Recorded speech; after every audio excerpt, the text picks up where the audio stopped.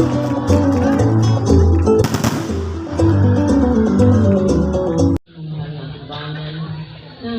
sa iyong mahal na kondisyon, na iya na ang okasyon na among pagsilibrar sa iyong kapistahan. Ginoo, Senyor San Isidro Gadon, kagi kami si maupay nga panunamuna, nga adton mga tutaligtoy nga mga pagsiguro ingkil sa kasing-kasing, diri mang yung tanirad mo dinhi. Ng Ginoo, kailangan namon ang iyong padayon na guidance.